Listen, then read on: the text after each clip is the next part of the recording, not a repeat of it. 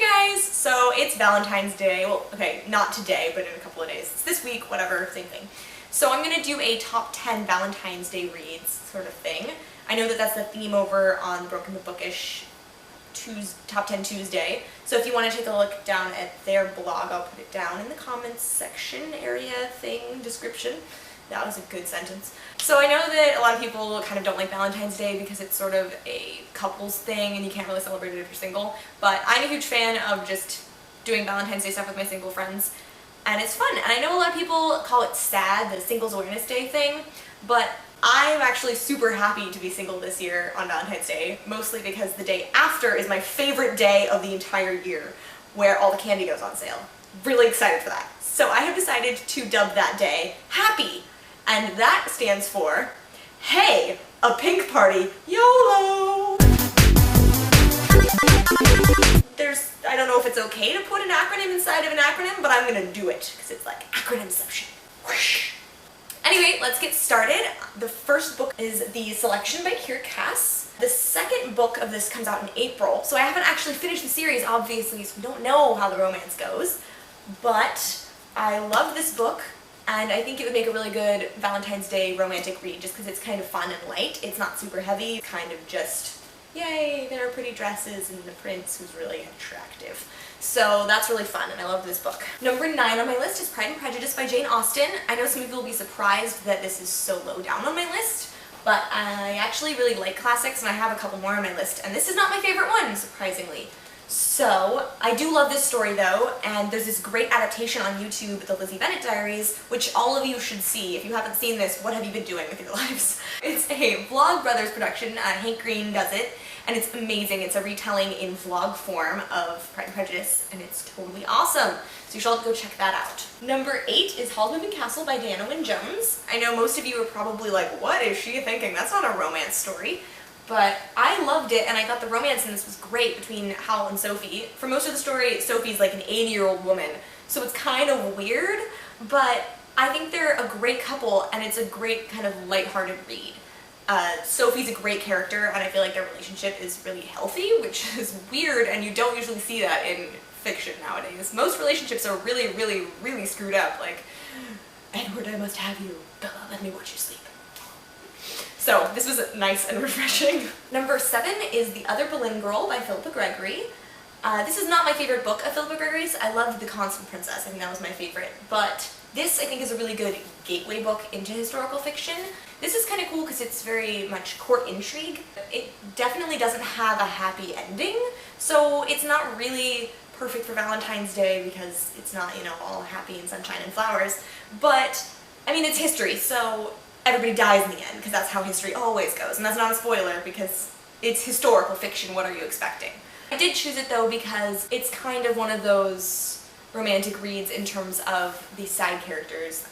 The narrator, Mary Boleyn, Anne Boleyn's sister, is a great character and she's super sweet. So that's a really good aspect of the story, and of course gets her head chopped off in the end, as we all know the story goes. But I do think it's a good Valentine's Day read. It's kind of a little bit risque, so for you younger readers out there, I don't recommend it. Number 6 is North and South by Elizabeth Gaskell. This book is basically Pride and Prejudice, but way better. It was written in 1850, so about 50 years later, but it's really, really well done. I think Pride and Prejudice is great for the romance and the story, but this book really takes into account setting. The feeling of this book is so much more real. I always feel like I'm there, rather than in Pride and Prejudice. I feel like it's this fake airy-fairy place that doesn't actually exist. So I definitely recommend this for fans of the classics and Pride and Prejudice. The movie version of this is fantastic. The music is wonderful. So any of you guys who are fans of movies or fans of period drama movies, definitely go check it out. It's on Netflix, so you have no excuses. Number 5 is Delirium by Lauren Oliver. I just finished this book like today, and it is fantastic. I was sitting here reading it yelling, no, no, at the end. I know there's a sequel, and the 3rd book comes out fairly soon. I'm not sure when, but those are Pandemonium and Requiem. So this was fantastic, loved it.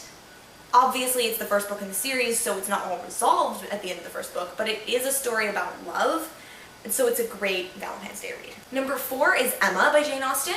This is my favorite Jane Austen book. Probably because I identify with Emma the most out of all of her characters. I'm a little bit of a matchmaker myself. I enjoy playing Puppet Master. This is a great Valentine's Day read also because it's got the same kind of cool period drama elements to it, but it's a little bit more light, I think, than Pride and Prejudice. Number 3 is Anna and the French Kiss by Stephanie Perkins. I just finished this about a week ago, and I loved it.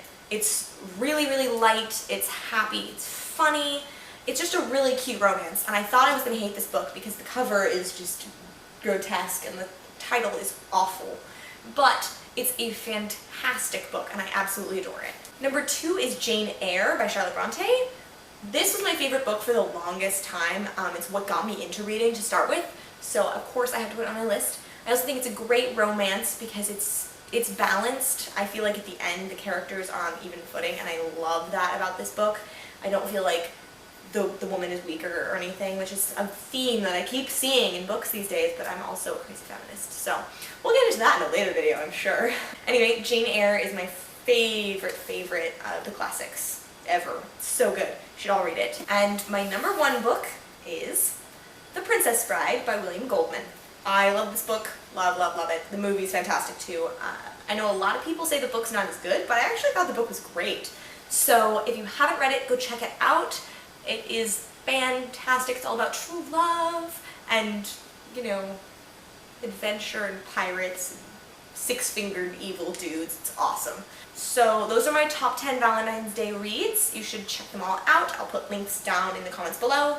And I would love to hear what your favorite romances are. So if you'd like to leave a comment, I would love to know. And if you guys have any suggestions for Valentine's Day reads, I would also love to know those so that I can check them out. I'll see you next time. Bye!